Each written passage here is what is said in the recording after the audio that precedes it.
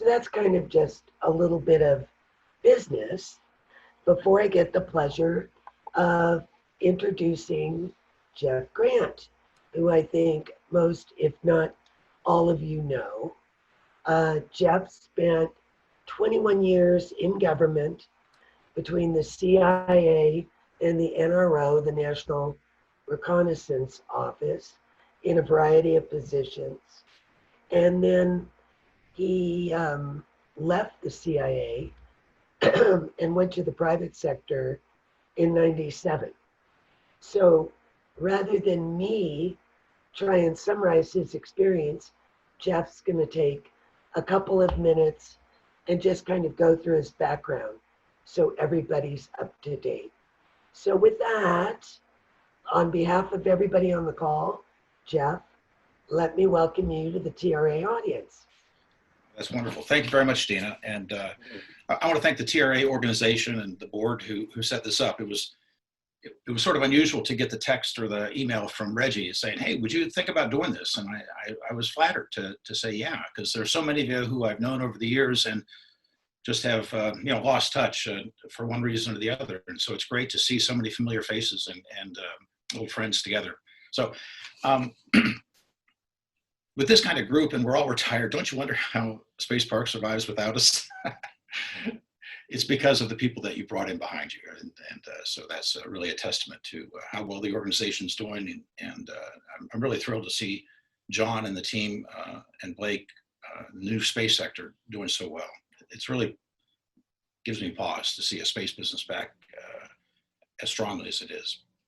As Dean was saying, I spent some time at the CIA. Before I went there, I spent some time at Clemson University, and then I graduated from Florida Tech. I had a degree in ocean engineering. So the fact that I ended up in the space business is a fluke. I entered the CIA in 1976, spent 21 years there, and I entered there as an ocean engineer. So I actually worked as an ocean engineer, if you can imagine that. First as an intelligence analyst, and then I spent time at sea for the CIA. I can't say much about that, but I did, and then transitioned to the space business, where I worked in a number of jobs throughout the NRO before I came to Astrolink. And I know many of you are, like I am, I'll call us refugees from Astrolink. I spent from 97 to 2001 working at Astrolink before it folded. And so that was a trying time. But then Wes reached out and asked me to consider coming to TRW in 2002. I did, and then to go to work for Joanne McGuire. And of course, within days of that, Northrop Grumman had announced their hostile takeover attempt of TRW, leaving many of us, especially you folks, wondering what's going to happen next. But I stayed there and survived the transition and remained until July of 2018 when I joined you folks in retirement. I currently live in Hermosa Beach, and I was in a black shirt before this thing started, and I thought, Clayton's going to be on this call, I think, and I saw Reggie wearing a Hawaiian shirt, and I thought, Friday, I need to get in the spirit of Friday Hawaiian Shirt Day, and so that's why you see me celebrating a Hawaiian shirt here. I was 64 when I retired, and approaching mandatory retirement, and I don't know if it's a typical story or atypical, but I had absolutely no idea what was going to come next. I signed out 39 clearances. So I got debriefed in 39 clearances with security the day that I left. So I left without a security clearance for the first time. And I thought, well, I'm going to get a bunch of skiing in. I'm going to get a bunch of scuba diving in. I may join a couple of boards, but that'll be later. I lived in France for 4 years, and I used to speak fluently, so I said, well, I'm going to relearn French. It was the summer of 2018, and I went to work on a number of campaigns, knocking on doors in California and Kentucky and Texas and Virginia. For those of you who've never done that, I will describe it as the most humbling experience of my life to go knock on a stranger's door, campaigning for a candidate. And I was only threatened with death once. A woman had a gun. So I don't, you can't do it in the times of COVID, but I would encourage people who are interested in the political process to get engaged with the candidate they support. It's an enlightening experience. So that's an accelerated view of taking me up to 2019. And in 2019, I had thought for a long time, I actually had a draft written of a book I was going to write. And it was going to be a book of my experience principally at the NRO. And I wanted to tell the story of how the organization, the industry that supported it made decisions. So it wasn't going to be a kiss and tell book about programs and technologies and the like. It was going to be a book about engineering, decision-making processes, risk-taking and the like, where I thought I might be able to add some perspective on how the space industry operated in the 70s through the, I'll say the 90s. I'm sure there are at least 2 or 3 of you in this audience who would have read that book and cared about it. So it would be an eclectic look at the world and with a very limited audience. But I thought about doing it, but I did nothing about it. So a year goes by and it's sort of on that list of things you're going to do. And I had a drink with a friend, Heather Lachek, who many of you may know, and she was asking me what I was doing. And I said, well, I'm this, and I'm thinking about writing a book. And she said, oh, that'd be great. What are you going to do? And I told her, and she said, that sounds like really boring. And she encouraged me to go do that. She actually sent me a link to a UCLA writing class. I had never taken a class like that before and registered for it and started writing. And I actually got some books on writing. And it's an amazing thing. And they tell you if you're going to write, you don't read books, you don't read books about writing, you actually have to write. And so writing with a class, with a professor and classmates who provide a lot of peer review was a lot of fun, frankly. So I started writing a book, and it was a book that it had a beginning, but it didn't have an end. But it was dominated by a couple of thoughts. And I'll say the idea is it was wrapped up in Washington. And being in California, people here are somewhat aware there's an election that's going to take place in November. Back in some parts of Washington and the East Coast, it is consuming.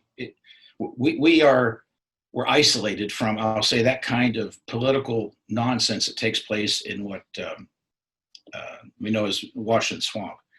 So I wanted to do a couple of things in this book. First, I wanted a protagonist who was a nerd, who was a space geek, somebody who was wicked smart and who had some unique characteristics. One was it was going to be a female. 2, she was going to be an immigrant to the country, and she was going to have she's going to be multilingual, so she's going to be skilled in more than one language. I think all of those things are important, and she will also end up being, in fact, the only real patriot that you find in the book. And so here I've got this person. She's a nerd. She's a graduate from Caltech. She's working at JPL, and she's asked to join the CIA to assist them in what's called a national intelligence estimate. And why do they reach out to her? Because they didn't have the skills in place to credibly understand the Russian weapon system called Avangard, which has gone operational. It's actually true. And so it's very important to understand both the capabilities of the weapon system and how to counter it. And you'll read a lot about that in today's press. Mike Griffin, before he left his post in the Department of Defense, was adamant that the United States had to change their posture with respect to that. So I've got an element of what I call truth, which is the Russians and their development of this new weapon system. that's not ballistic. It's maneuverable. You can't predict the aim point, and it can evade our Strategic Defense Initiative weapon systems. So it's a problem. So she's asked to join the CIA to work on that. But when she gets there, she learns that the intelligence reports are ambiguous, misleading, contradictory. She is isolated from the source material. And so that's where the second part of the story is, which is how do people who are writing finished intelligence for policymakers, the president, for Congress and the like, how do they deal with ambiguity? And how do they resolve what may be true with which might not be true, and make credible recommendations and policy inputs? It's not easy. And so now we introduce two things that many of you are well aware of, which is sources and methods, which is if the CIA is credibly getting into somebody's intelligence system, you can't tell anybody about it, including the analysts who are using the data that are trying to understand what their adversaries are up to. The analogy I draw in the foreword to the book is when the British broke the German encryption system, Enigma. Alan Turing built a machine that was able to decode the messages that the Germans knew were secret. They couldn't be broken, but he did. So after breaking it, you can imagine the first words out of his mouth were, "But we can't tell anybody." Because if we tell anybody, the Germans will eventually figure out that we've broken their encryption system and it will be worthless. So the fragility of having broken it and the confidence the Germans had in using it was a conundrum for people, because how do you take advantage of it without risking it?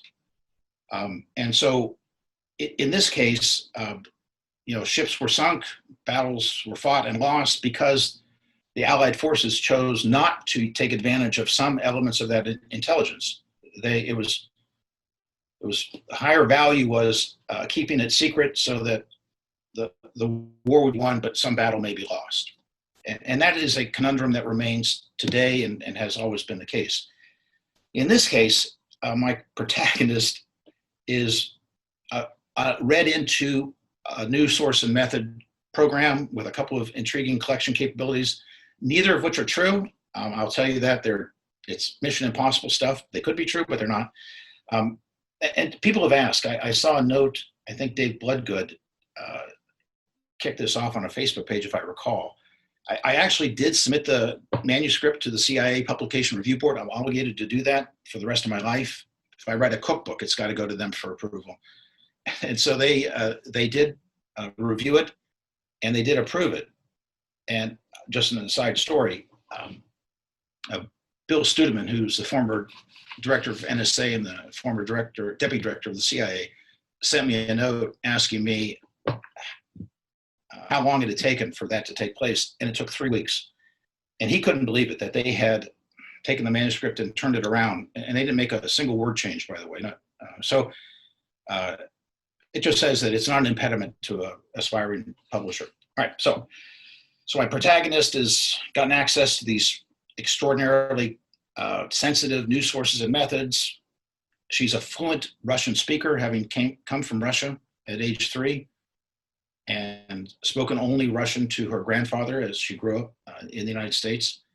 And she's able to hear these audio files and learns more about the weapon system than her team knew. And given the nuances of the language and idiosyncrasies of people talking, and ends up with a better understanding of the weapon system. But she also hears other things going on which are indicative of criminal behavior of a businessman trying to do business in Moscow. And now that it takes to the second kind of issue that somebody inside the intelligence community will grapple with. One is the first one I mentioned, which is how do you deal with a sensitive source and method and not reveal it to everybody, but get the information out. The second one is the one that we saw with Snowden. I'm no fan of Snowden, but I've, even at this late time, and whatever it's been 7 years with him, I'm unsettled as to whether he will be in a federal penitentiary or whether there'll be a statue to his honor in Washington someday. In other words, it hasn't played out yet. What's going to happen with Edward Snowden? The conundrum he found himself in is, what do you do when you believe that people in your position of power, chain of command, are violating criminal law? Where do you go? So it's an issue that has been dealt with on multiple occasions. We saw with the Pentagon Papers, we saw the guy who took those out, and he went to the New York Times and the Washington Post.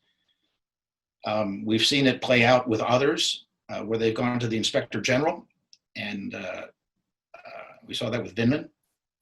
And then in this case, that's a conundrum that my protagonist has. What do you do? And so part of the book is it's cheap political satire at times and the like, but I also try to raise serious questions about how people operate within that business and the challenges they have. So I'm not selling the book. I will, but if you want it, send me a note. I'll send you a copy. Send me your address. I get great rates from the publisher. But it's a fun read. I've gotten a bunch of good reviews. I've only gotten one terrible hate review, but no death threats yet. So I guess maybe I could take a few minutes and take on some questions that came in early. Would that be okay, Dina? Yes. Yes. Okay.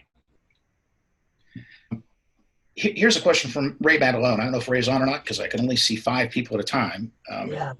Here's a question. Were the intelligence services politicized during the 2016 election? And if so, what could be done to prevent them in the future? I think they were. That's my impression. And the reason's reasonably straightforward. The director of the CIA, the director of national intelligence, the director of the National Reconnaissance Office now, the director of NSA, they're appointed positions by the administration that comes into power. And so it's almost impossible to conceive of a world where you have these politically appointed, Senate confirmed positions being not political. Sometimes that's to the detriment of the country, and sometimes it's to the betterment, I think. I think it's important that administrations, the executive branch, has the opportunity to put their people in charge of these agencies, so that they're not just be run and decisions all made by career bureaucrats. So Ray poses the question, but I think not only in 2016, but in all time, right? And 2, what can be done to prevent in the future? I don't know that it needs to be prevented in the future. I think it's just part of the way we operate here. I think what's important is to have rigorous oversight so that if people are up to shenanigans, that they're exposed, and they have to pay, they've got to pay whatever price politically for whatever shenanigans they're doing. We've seen it. I've seen it for decades. In other words, this 2016 was a little crazy, but recall that there was a time when the CIA, without any effective oversight, was off deciding who they were going to assassinate. Right. So the church hearings and all that, people took great offense at that and decided to have oversight and more rigorous vetting of the people that ran the intelligence business. All right, here's another question. Explain the relationship between the NRO and the Air Force in all of its many dimensions: missions, overlaps, business philosophies, personnel exchanges, etc. We all have an opinion about, the NRO is in fact made of whatever, a third or half of the people there are Air Force personnel. But I would argue that the difference, if I say between the NRO and the Air Force, and I'll say SMC, is a couple of key features. One is the risk tolerance that the NRO has is significantly higher. And the reason why that is, I think, here, I'll use an example we can relate to. I took some issue with Advanced EHF Flight 6 being the same, called a build to print, as Advanced EHF Flight 1. And that represented, billions of dollars of investment and decades of protected communication capabilities. Not a single change had been made, even though on Milstar, we saw improvements that were rolled into the system, I'll say regularly, both in waveform and capacity. And I thought it was a terrible, terrible mistake for the United States to build the same protected system 6 times, knowing that our adversaries were going to be able to counter it. And in the sequel, you're going to read about that. So risk, and the NRO can't do that. They're operating against an adversary that's not going to cooperate with them, and they know that. So they have to take risk because they've got to take the non-recurring on. And so that, I think, underpins many of the last 20 years, I'll say, of the behavior of the 2 organizations. I think the Air Force is changing its ways. The RCO is clearly more interested. I think they're rolling the Space SDA, whatever that stands for, under the Air Force Acquisition Organization. And I think the whole move to the Space Force is going to reinvigorate the Air Force space people, both in the people that are going to serve in it and the technologies that they're going to bring to bear. I wish there were follow-ups on these, but here's a question from Ken Myers. Do you believe the current administration has harmed the CIA? Let's see.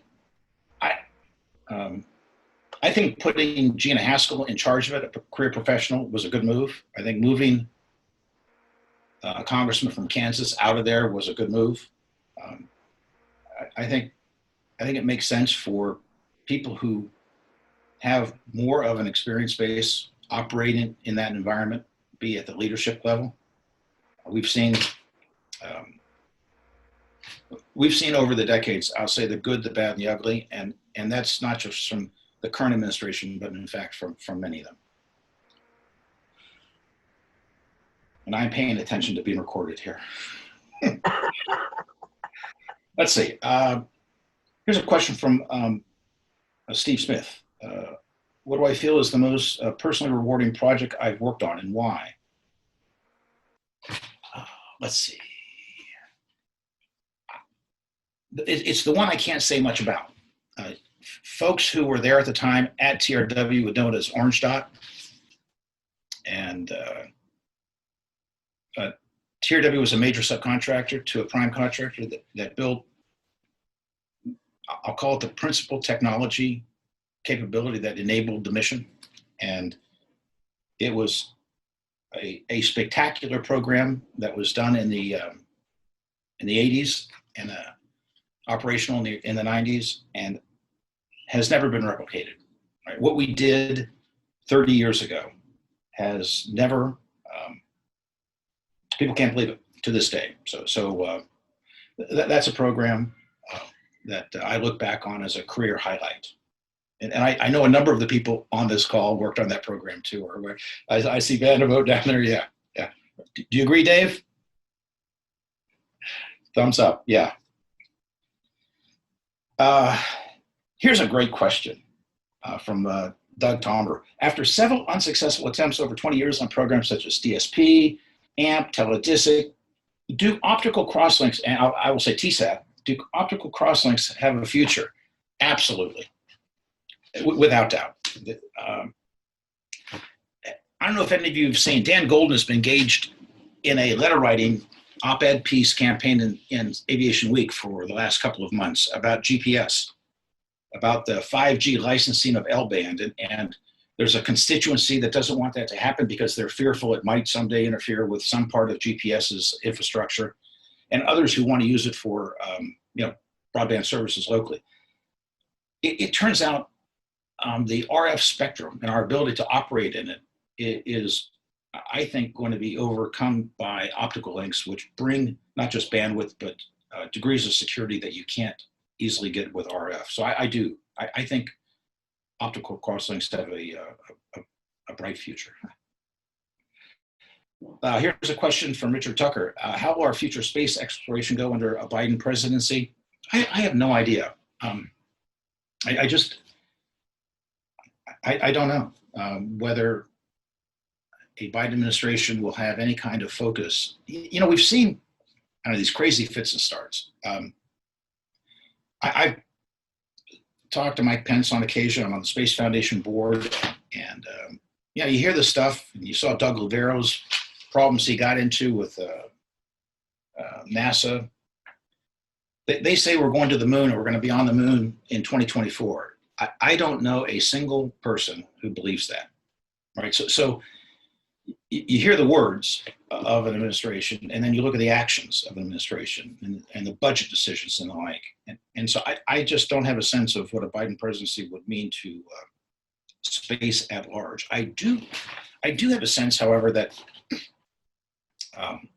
people like Jeff Bezos and Elon Musk are going to lead in civil space areas. We're seeing that today, and I think it will continue. And I think that's going to continue independent of the administration. I think, billionaires have a degree of freedom to do things like that. I don't know if any of you watched it, but when they stuck the dual landing of the Falcon 9 Heavy, I just couldn't believe it. That was just an amazing accomplishment done by those folks. And I'm excited to see that work going forward. And then, like I mentioned, I think we will be preparing for war in space. And that's going to drive any administration to take both defensive measures and offensive measures. So I don't think it'll be necessarily driven by the brand of politics that's in the White House. I think our adversaries are going to have a strong influence in big investments, and I think the commercial market's going to do that. Here's a question from Dave Vandervoort. Thanks, Dave. Looking back, what's my perspective on Astrolink? Oh, man. It was a great idea, and it remains a great idea. The whole idea of a packet switch network in the sky, routing data from VSAT to VSAT, eliminating all the hub traffic, operating the Ka-band, using adaptive power control and a variable bandwidth, or variable data rates. It was a phenomenal idea. And it's going to come to pass. I just think maybe 20 years after it should have. It was a tough time, to see the technology maturing, to see the company growing, and then just see it cratered. So that's my perspective. I think it was a terrific technology idea. Hard to do. I think only TRW could have built that payload. And if not for the work that had taken place in preparation for advanced EHF and the IRAD that had been spent. And people like Wes. Wes was a risk taker. Here's a question from Ness Andreas. What would I do about Russia, North Korea, and China if I were part of the CIA today? Let's see, I've actually touristed in Russia and China. I don't plan to go back as a tourist anytime soon. I've never been to North Korea. So, it's a serious question, and I don't want to just be flip, but I think it was Thomas Friedman wrote and said that countries that have McDonald's don't go to war with each other. And my sense is the more you treat countries as pariahs and ignore them, the closer you get to destabilizing events and uncertainty and not knowing what people's intentions are or their capabilities. And so what I would do is be as close to them as possible, remain as close, economically, diplomatically, technology sharing. I mean, the relationship with China started with ping pong. A big change took place in Russia when we had the space shuttle dock at the Mir space station. It's those kinds of exchanges, I think, that strengthen organizations overall. So I'm not a big fan of blowing people up if you don't have to. Sometimes you have to. Here's a question from Michael Glitzen asking about putting lasers on M1 tanks. Will this replace a big gun? I would say never. I think the first time you're operating in fog or clouds or poor visibility, you want a big weapon that goes fast, pierces armor, and is kinetic in nature. So, those are the questions I've got. I'm not sure how we're doing on time. Have we got other questions, Dina? Yes, we do. This is Pam. There's a Okay. question from Bob Kamer. He wants to know, was Petrov modeled after anyone we might know? No, no. It's a composite of people. Um, I I think I talked to a book club recently, and it wasn't the same question, but similar. I look back and I look at former deputy directors of science and technology at the CIA, and 4 of the last 5 have been female. I look at the NRO, and you see Darlene Minnick running the ground organization. You see Tina running the SIGINT organization. I forget the woman's name who runs the technology organization. And then you have Betty Sapp. I think our business has been and will continue to be run in large part by females. I don't know why that is, but it is. And so I wanted the protagonist to be a female. And it's maybe modeled after a lot of these very successful women that I've seen in industry and in government. So that's sort of a long-winded question to say, but there was nobody I knew that was like that. It's a composite. 2 book-related questions. One is, will there be an Audible version of the book? And then, do you expect to do a next follow-on book? That's a great question. Let's see. I've had the Audible question before, and I've actually been asked to read, and I just haven't done it yet. So the answer is yes. In the meantime, you can actually download an app. I have it on my phone, and it audio does any PDF file or Microsoft Word file. So in the absence of the audio version, which will come, you can do that now. And then I actually have two books planned.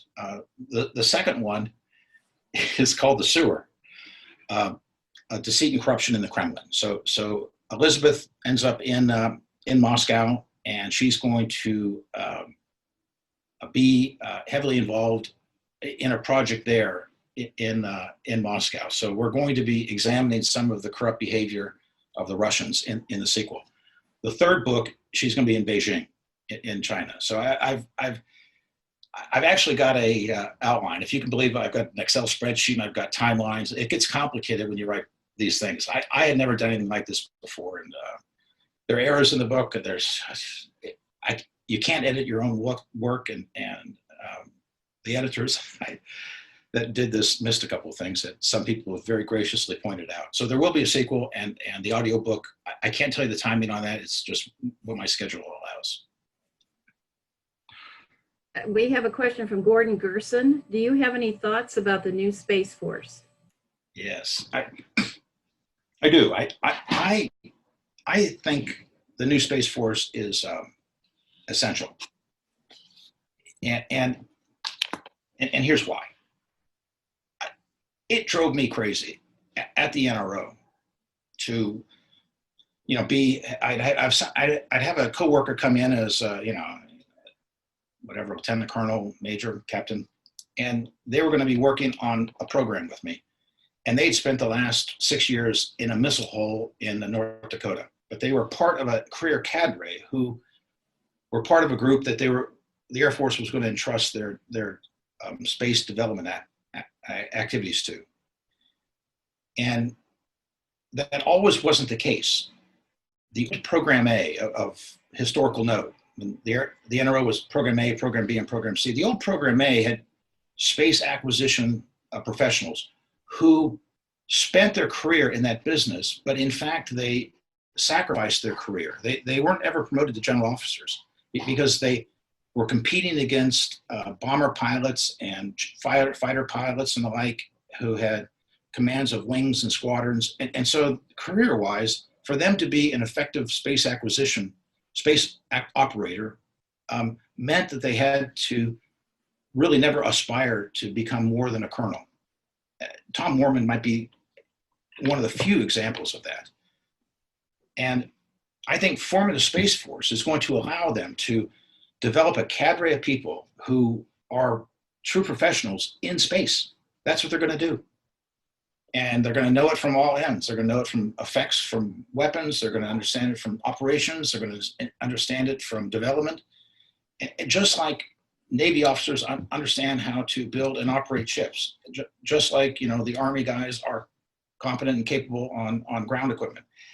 And I think it's important. So I was a fan and remain a fan of what they've done to create a Space Force. I think it's, and particularly when you see the Chinese and the Russians, what they're doing in space. They've read the book on us. They know how we operate, and they're not going to let a future conflict go with us unchallenged in space. And it's a mistake to think that the biggest threat to your space system is launch or electromagnetics or radiation or whatever. The biggest threat to our space system, and that includes the ground, is going to be an adversary who wants to turn it off, either kinetically or RF-wise. So, yeah, I'm a big fan. Another question from Paul Goss. Were the intelligence agencies protecting sources with the president by withholding reconnaissance during the last 4 years? The honest answer is I don't know, but I've seen some crazy stuff. I saw a picture that the president released of a Iranian missile site where there had been an explosion, where he apparently took a photo with his phone and then released it on a tweet. And he just did something with Woodward apparently too, revealing some new weapon system that is in our inventory. So it's got to bring pause to people who labor trying to keep things secret, to worry about that. But ultimately, the president is the sole authority for classification. It's his call. He doesn't have to ask anybody. He can declassify anything he wants at any time he wants. And that's the world we live in. So I would imagine if somebody were purposefully keeping that away from either the president or senior officials, I think they would be fired immediately if they were found out. I don't think you can do that. They might be tempted to, but anything else, Tina? Dave Bloodgood wants to know when Volume 2 will be released. Volume 2, I'm going to try. This came out, the first one came out on July the 8th. I'm going to target next July. It just takes a while. I can't even, staring at an empty screen, is not for the meek. But I've got the outline done, and I've got 10,000 words or so in it. Some days are better than others. We had a last question from Ray Matalone that I don't quite understand. So I was going to ask Ray if he wants to ask the question directly, if he can unmute himself. Hi, Jeff. It wasn't so much a question. It was something I just read off of Twitter. Rebecca Grant posted a Defense News article, which the Air Force announced that they had actually prototyped and flown the 6th generation fighter. And the general was speaking about the design cycles wanting to be 8 years, and that you would, instead of keeping a fighter for 30 years through upgrades where the cost gets very high at the back end, to do that is just invest in a new aircraft about every 8 years. And that's what they're looking to do in the 22 budget to sort that out. So I was just commenting regards to your AEHF example. Yeah, I saw, I didn't read that article, but I saw a blurb on that. And I did find it fascinating because I think if you talk to people who are air combatant types, the F-35 is a miracle in many ways, but what it doesn't have is range. It takes a lot of work to get it into the fight. Once it's there, it's going to dominate, but you can't forward stage them very easily. And if you look at the class of weapons that the Chinese and Russians have, I think they're going to be pretty effective at denying airfields in close proximity to a potential area of hostility. So maybe this new one has got more legs than the F-35 does. The article I saw didn't indicate whether it was manned or not. It didn't, yes. And it didn't indicate who was building it. I saw a report, and it was done by a guy retiring from Northrop in part of the air business when Tom Weiss was still running the sector. And he came in with a proposal that the next air superiority fighter should be, in effect, the B-21. That you shouldn't think about maneuverability, and G's and all that stuff. What you should think about is a weapons carrying platform that's got range, stealth, and can carry a bunch of weapons internally, which would then allow it to operate in a very, very hostile environment, far from its support system, with a lot of weapons. And think of it as an arsenal plane. And he was roundly denounced by the people who want to fly, 8G turns and roll in behind a fighter and shoot them down. So maybe there's something to it. I don't know. I'd be curious to see what's been taking place in the dark. I don't know. Dave Bloodgood, do you want to share your comment on chat?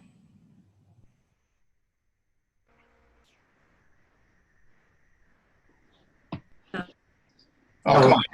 Sure. All I was just commenting that, talking about Starlink and the challenges that it faced, right? And 2 years ago, I would not have thought that SpaceX would have made as much progress as they have on their Starlink, or whatever the heck they call it. Starlink? Or constellation in space already, right? Launching 60 at a time. And if that, you should go see the brain silo fly. The BF, which they're making pretty rapid progress on as well. So that was all I was commenting on. Yeah, I don't know enough about SpaceX's entry into the field, but I know it's hard to make money with a LEO constellation. I know Iridium is still there, but people need to remember that the investors put $3.5 or $4 billion into Iridium and then sold it for $75. Yeah, but he's building 100 satellites a month. Yeah, I know. And so the question is, who's going to use them? I wonder what price point they're at from a service offering that is not more competitive through terrestrial networks or the like. Just curious to see. Obviously time will tell. There's an area in the U.S. that's not as well served as we are with broadband, right? Yep. Problem is, there's so few of them. Can you make money on that population? And, I wouldn't want to bet against Elon. Just given the success he's had to date in other ventures, but I don't understand yet how it's going to. Well, time will tell.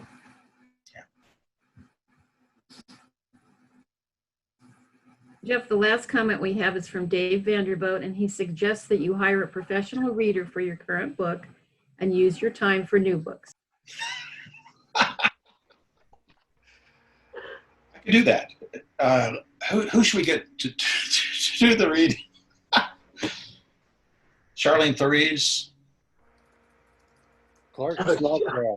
Charlene Theroux. Yeah. Carrie Russell. Yeah. No, go get our own Clark Snodgrass. Clark. There's an idea. He narrated a bunch of our videos and did a fabulous job. That's an interesting idea, Dave. Clark.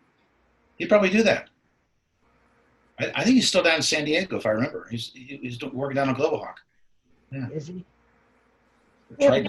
Question from Marianne. How do you Write this down, by the way. Question from Marianne. How do you see the culture of Orbital and Space Park being assimilated? Oh, Marianne, that's such a taunting question. Let's see. Gosh. Let's see. I know Blake Larson pretty well, and I like the guy.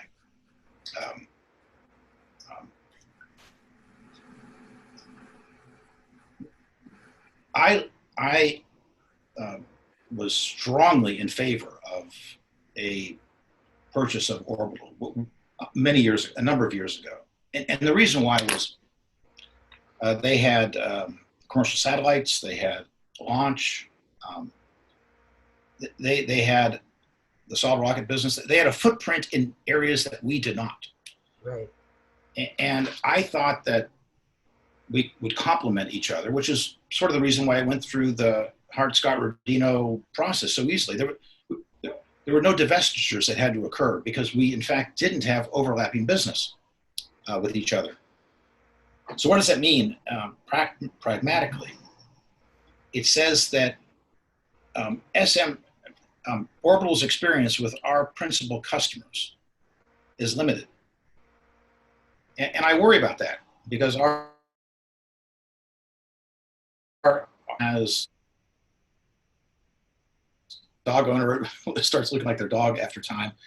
But I think that, you know, we've had a strong relationship for decades with Lockheed, with classified customers and other lines of business that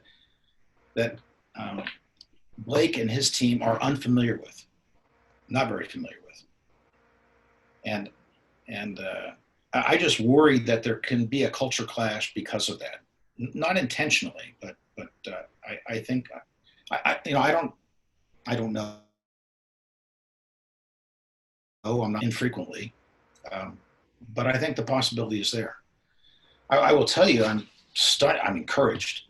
The work that's taken place with Sarah Willoughby this takes under Cyrus for the Polar Comm mission and the upgrades and the bus they're going to use for that. The recent win on the ESS, the Protected Communication System. I suspect at some point soon, Northrop is going to be the largest part of SMC's acquisition business. Wow. If you take launch out for a moment. So Space Park is doing well, and I hope that they end up integrated, that it's even that, you know, when Northrop bought TRW, they did with us what they wanted. They owned us. They could make all the decisions they wanted to.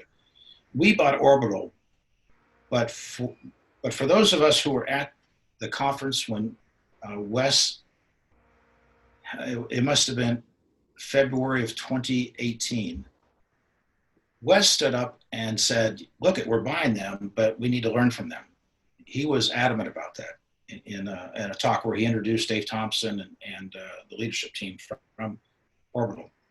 So I hope it's that. I hope we learn from each other and we don't end up with a culture clash, but I think it's possible that they do. Okay. Well, it looks like we're at the end of the chat questions. Excellent. But if anybody would like to unmute and ask a question of Jeff before we sign off, please do. Can we go back to the gallery view? There we go. Anybody want to make a comment? Well, Jeff, I want to make a comment. I read your book. I agreed with most of it, but I think it's very clever how you put the hooks in the end of that book to suck us into the follow-on. Well done. It was intentional. Yeah. Did you know No, who was saying that? Oh, that was Bob. It was Bob Kammerer. I see. Good. Let's see. Anybody else? it was a Let's see. This is Dale Hoffman.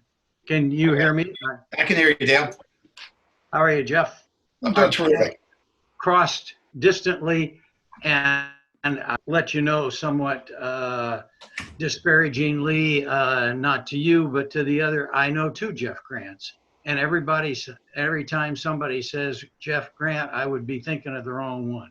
Hughes. Yeah, right. Yeah, he's a distant neighbor. But nonetheless, you talked, and I'm sure I know why, principally along the lines of the classified business. But what's your take on the either commercial or NASA business? I happen to be having, for the last 20 years, supporting the JWEST activity. So When I retired in 2001, it was going to launch in 2009, I think. I think that's right. And then we went to 2011, then we went to 2018. No, it's a saga unto itself. Yeah. But here's a perspective on that, Dale. You know, we're trying to capture light from 13 billion years ago. So if we miss a couple of years, who's going to care, right? Yeah. Yeah. You know, Ed Nowacki one time when I was working in business development, he said, Jeff, he said, we want some of that NASA business. He says, but just not too much. You know, one time we had a proposal go in for an instrument that measures the radiation leaving the Earth, RBI, that we built. I think 6 of them. This is under Chris Yamada, a program that had been around Space Park for decades. And we were bidding a build to print for, I think, the 7th of the series, maybe the 7th and 8th.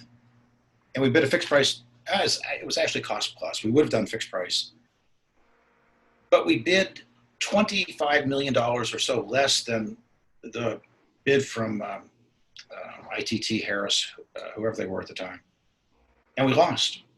And they risked us up because of a processor we were using they said was obsolete, even though we had 12 of them in stock. And I talked to Chris Scalise. This was a decision made by part of NASA down, I guess, at Ames. And I asked Chris Scalise, who was the Goddard director at the time, and is now the director of the NRO. I said, how would they do that? Why would they give a job to somebody that's 25% higher in price, has never built this instrument before, and is, you know, our risk is so low? And he said, Jeff, because they hate you. Oh, It was NASA. yeah. And it's, you know, you get feedback like that rarely, where somebody is just, you know, telling the truth from a perspective. And so, Dale, I go back to Ed Nowacki's perspective. It's good to have this work, but just not too much. Now, Orbital brings a different perspective to it. You know, they've got involvement in a bunch of different NASA venues. And so maybe that will change for the positive as a result of the businesses intersecting. But there is, I think Chandra was a challenge for us, and I know JWST is. You know, JWST is a decade late, and in the aggregate, probably going to be $6 billion overrun, give or take. So you know. Yeah, well, and I think as well some success. You know, all they've heard for the last 12 years is what you can't do. Yeah, success will mute a bunch of criticism. There's no doubt about that. When they're awarding the Nobel Prizes out to scientists who are changing our understanding of the universe and physics, then people will not remember the dollar spent or the time delay. I believe that. But the acquisition organization, you know, it carries deep wounds. PerkinElmer, after they screwed up the Hubble telescope, they paid a price for that. I mean, you just can't understand how bad people can feel.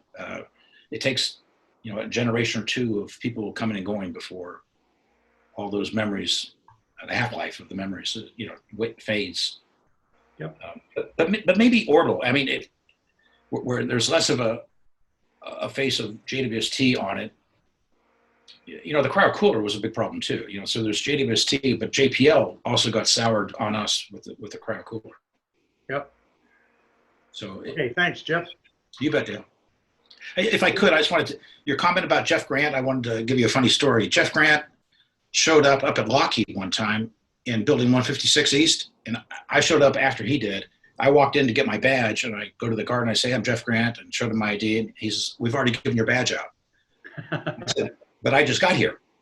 And so it set the entire security force out to try to figure out who had impersonated me and had gotten access to the secret facility. So you know, it was chaos. And then of course they found 2 Jeff Grants, and yeah. Wow.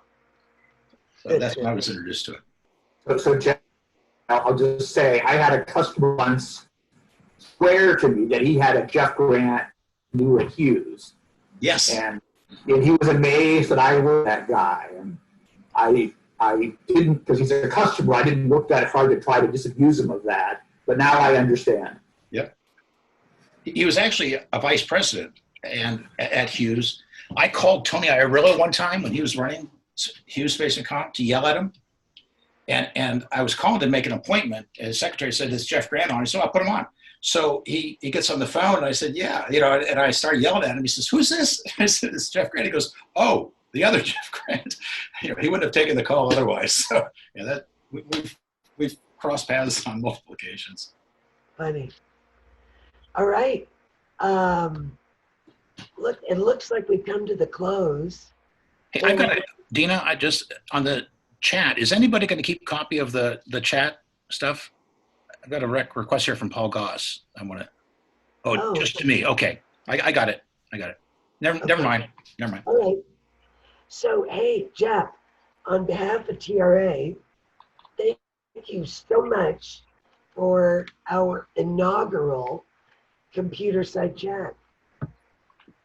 You are very welcome. And look, I want to thank you all. I think all of us know the fact that we can view our time at Space Park through the optic of the missions we did and the money we made or the customers we satisfied, but the truth is the personal relationships that we had over all those years, and some of you had for decades and decades and decades. Just it's great to have a venue like this where you can reach and see people who that you worked with so closely for so long. And I think TRA has done a tremendous job with this. And maybe even if you have virtual in-person events, you may consider a virtual add to it in the future where you allow people around the area to join in a way, big screens or something. It's just terrific to see so many of you. It is, and it allows us to reach those that aren't in the area. It stretches for those that are back east, Midwest, Florida. Got it. I'm staring at this because I'm getting addresses. So you're very welcome. And I really need to thank Ellen Jenkins because she's the one that signed me up for TRA. I didn't know about it. And she, oh, by the way, you're in. Ellen Jenkins was on here. She was supposed to be on. Yeah, she's here. Okay, yeah. Thanks, Ellen. Yeah, she used to go down to Enrique's and watch the band play. So. That's great. Great. Okay. Okay, everybody. Thank you. Stay safe. Thank you, Dina. Dina. Bye-bye.